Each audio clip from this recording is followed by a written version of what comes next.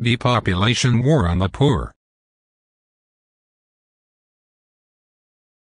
Breaking. Trump administration considers $6 billion cut to Department of Housing and Urban Development budget to force more people into the poverty to purge pipeline. Washington prepares for budget cuts and culture changes. Trump budget expected to seek historic contraction of federal workforce and expansion of the purge workforce. Depopulation forces strike another blow to the auto industry. General Motors can't find car buyers. GM has huge supply of unsold cars. The online shopping excuse will definitely not work here. Car dealers' first overflow lot in 37 years exposes U.S. pileup. Jersey car dealerships, Larry Cull had to rent extra space to store unsold new Hondas.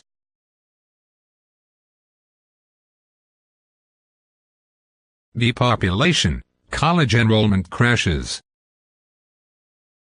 The war on teachers, professors, and students. Reports of college enrollment decline have yet to reach the mainstream outlets. Here is a sample of recent headlines. Arkansas College saw 247 student enrollment decline. That follows a one-year, 12.7% drop. Enrollment continues to decline as the economy improves and Americans get back to work, said U.S. Undersecretary of Education. Wrong again. The retail economy is not improving, and retail workers are not returning to work, and enrollment is still declining. The Secretary of Education, depopulation denier, is still recovering from a hangover, from attending a wild, marathon, economic recovery party, and celebration of all the Americans returning to work. Middlesex Community College is planning to cut staff, and college officials are pinning it on dwindling student enrollment. 1 year, 900 students lost. Spring enrollment drops again. Registrar Carrie Walters attributed the unofficial figures from fall 2016 to the college's 9.4% enrollment decline. Some Pennsylvania state colleges in danger of closing. Trumbull Business College closing at end of March. Governor Steve Bullock says the State Board of Regents may have to consider closing a state campus to absorb a $23.3 million budget cut. Depopulation forecast. As a result of depopulation overkill, here are some other unusual conditions that will arise, and be quickly hidden, and washed from the global public mind. These forecasts are based on the premise that the world presently meets, or exceeds the productive, feeding, housing, and energy capacity to support at least 9 billion people. But the human population of Earth in 2017 is probably 5 billion, not between 7 and 8 billion like we have been led to believe. The following conditions arise when the question is asked, what happens when the service and carrying capacity for 9 billion people far exceeds what 5 billion people, or 4 or 3 billion people will ever require?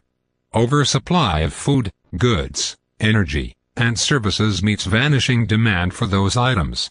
In a situation where accelerated depopulation is collapsing towards zero, the value of everything connected to the population will also trend towards zero. The price of gasoline, food, housing, currencies, energy, and products will all fall, if preemptive and proactive measures to manage the supply-demand imbalance isn't quickly resolved.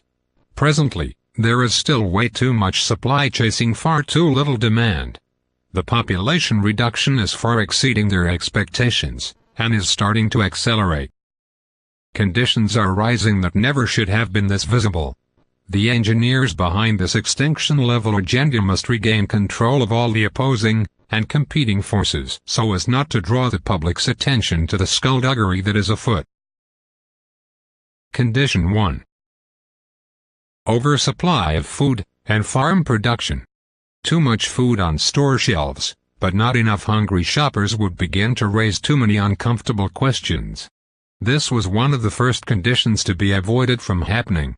Governments who willingly committed to the depopulation agenda would all embrace preemptive tactics and proactive policies to avoid any risk of exposure and extreme economic crisis events.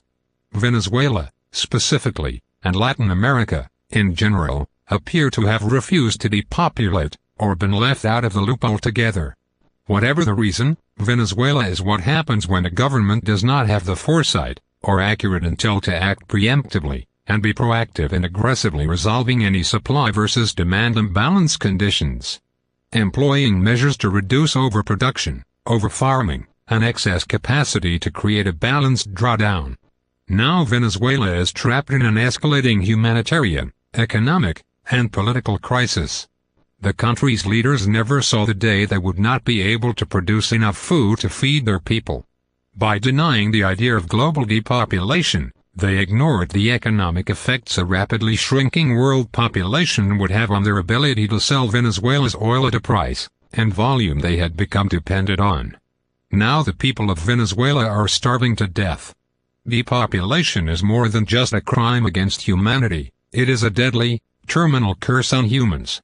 Once it infects a species, the depopulation cancer will spread, metastasize, and run its course, until it completely kills the host, until the host population reaches zero. This is why the only way you can compare the U.S. and Venezuela is if you were trying to illustrate the correct and incorrect way to depopulate a nation.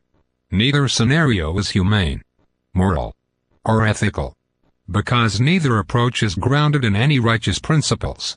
The depopulators do not want the Venezuela condition to develop here in the U.S. This is why America and other countries have put in place a well-hidden, poverty-to-purge pipeline. Some of the round-dead-up immigrants will be deported, but others will never make it back to their home country. In the end, it will all still go to zero. Condition 2. Oversupply of housing. Too many vacant homes and rental units, and not enough renters or buyers. Here is a very good question. But why are there so many construction cranes erected, and builders continuing to build towering, stack and pack, high-rise condos and apartments? Why? Because the elite depopulators can't stop feeding the depopulation deniers the illusion of overpopulation.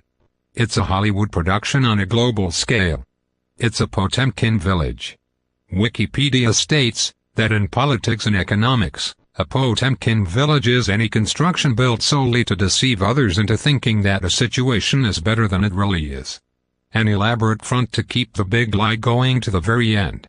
If big and tall buildings make you feel better about the exploding population in the future, then President Trump will see to it that one is erected on every city corner. Nice to look at, but nothing more than empty, haunted skyscrapers filled with the souls of those taken too soon. Condition 3. Too many jobs, and not enough workers. Now, let that idea sink in for a minute. This condition is a bit more tricky, but it can be easily managed when the government acts quickly, preemptively, and proactively, way ahead of the developing condition. Enter robotics, automation, and artificial intelligence. As workers slowly begin to disappear, introduce more and more automation to keep the machine up and running. Keep manufacturing cars and trucks that will never be sold. And keep making electronics and household products that will never be bought. Keep manufacturing the illusion of overpopulation. Keep feeding the hungry, disillusioned depopulation deniers. Many bubbles will be inflated, and many will pop and burst like they always do. But the last bubble to pop will be the depopulation deniers' confusion bubble, because none of these conditions will add up, or seem to make any sense. There are many more conditions that are presently evolving, and making the daily business news. Many are skillfully well hidden. There's the power plant condition. Too many power facilities producing a surplus of energy that's not being consumed, and too many vacant, abandoned, and unoccupied residential and commercial properties. Then there's the oil-producing condition. too many oil-producing players, and not enough oil field to play on. How soon before one of them draws their weapon? The depopulation agenda will be successfully fulfilled by increasing the illusion of senseless, runaway, escalating crime, racial, religious, economic, and class division, celebrity distractions, man-made and natural disasters, and economic terror, and political diversions. These tactics work every time. There's no need to change anything.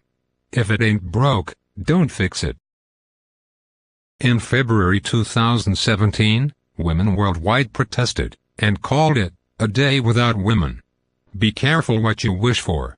You may get it, plus more than you ever expected. As depopulation deniers, many women mean well, but they do not see that global depopulation forces will soon bring about not only a day without women, but a world without women. A world without men, children, and babies. A world without humans. Every now and then, Hollywood will show us a movie poster image that is very prophetic, and relevant to the subject about a world without humans. The world Hollywood portrays in the movies, however, is usually totally different from the world we actually experience. The headstone, at humanity's final resting place, will read, "We never saw it coming. We were in a perpetual economic recovery, the Dow was above 50,000, inflation was held in check, there was an historic debt jubilee, the apocalypse never showed up. Everyone who wanted a job, had a job.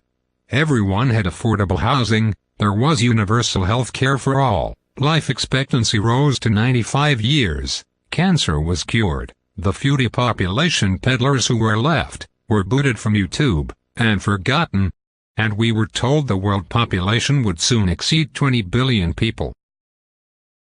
Everything was finally right with the world. Life was good. The party would never end. What could possibly go wrong? How about, we never woke up from the hangover? So we never saw it coming." Population Zero News Network channel is an alternative view reporting and commentary channel that considers population dynamics as one of the primary drivers of human nature in understanding history and forecasting future world events. You may miss the evidence of population decline, but you will be affected by its effects daily. It's hiding right in front of you. If you didn't notice it, you weren't supposed to know. It's hidden.